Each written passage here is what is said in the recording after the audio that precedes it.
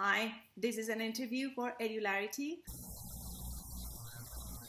And speaking about history, do you know a little bit of the history of homeschooling? I think I do. Okay, can you share? Of course, anybody who wants to pretend he's an historian is going to be a different angle on something, right? Correct. We all think there's one history, but we all know that it depends on your worldview, how you filter the facts and how you present the story. So I'm a little biased, like every other professor is biased. Okay, we want to get that out on the table for moms and dads and young people. Professors think they're unbiased. Don't believe them. Okay.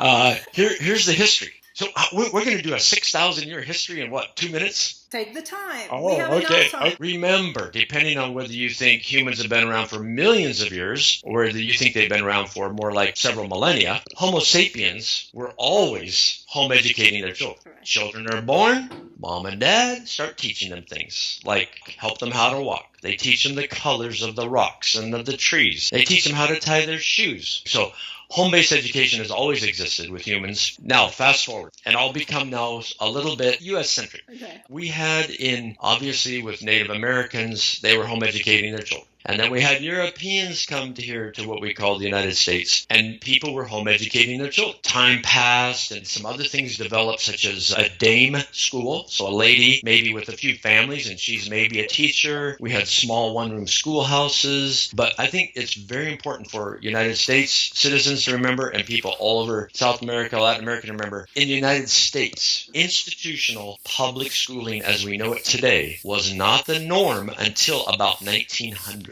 That's not very long ago in history. And even when institutional, conventional classroom schooling became the norm for the majority of children, get this, it was only for a few months per year for a few hours per day. So it's really, for me, fascinating to go back and look at that. I'm not an historian, but because I've been studying homeschooling so long, I had to go find out for myself, and that's what I found out. I looked at the statistics from the U.S. Department of Education. I looked at history books. It's really interesting. Then we move forward a little bit further. So now we're into the late 1800s, early 1900s.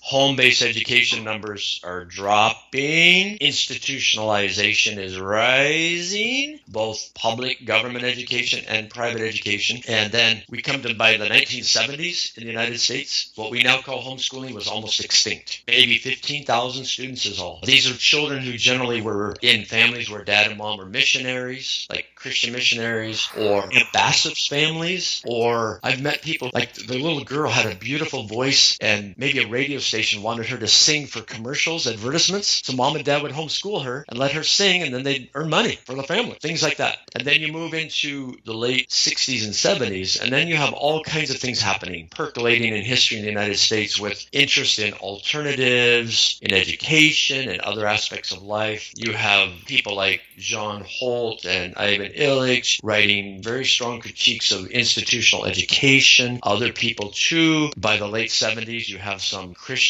who are writing articles and books and saying, wait a minute, public education is not only not consistent with biblical thinking, it's antagonistic to Christian thinking.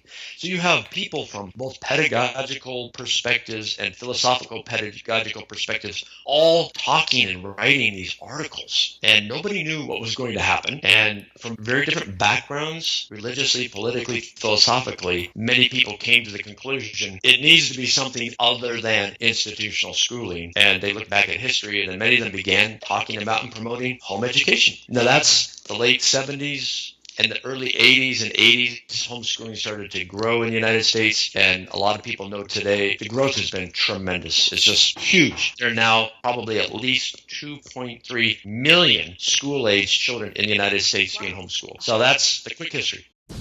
Are you listening? Damn.